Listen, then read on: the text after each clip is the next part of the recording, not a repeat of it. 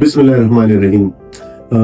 वालिदैन बच्चों को लेके आते हैं कि डॉक्टर साहब हमारे बच्चे के चेहरे पे सफ़ेद दाग हैं, इसको कैल्शियम की कमी है, आप ज़रा इसको कोई दवाई लिख दें। मेरा नाम है डॉक्टर हारून रशीद यूसुफजई और मैं शफीक प्लाजा एबटाबाद में आपके बच्चों के मुआयने के लिए मौजूद होता हूँ। आपकी इत्तला के लिए अर्ज़ है कि ये जो तस्वीर में आपको जो सफ़ेद धब्बे बच्चे के चेहरे पे नज़र आ रहे हैं, ठीक है, ये अक्सर वालिदैन इस शिकायत के साथ आते हैं। ये कैल्शियम की कमी नहीं है, ये एक मेडिकल कंडीशन है जिसे हम कहते हैं पिट्रियासिस एल्बा।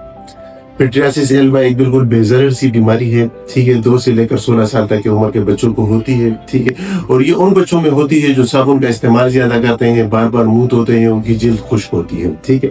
अच्छा, वालिदैन से अर्ज़ है कि इसके लिए आपको कहीं पे भी जाने की ज़रूरत नहीं है, आप इसको घर में ट्रीट कर सकते हैं।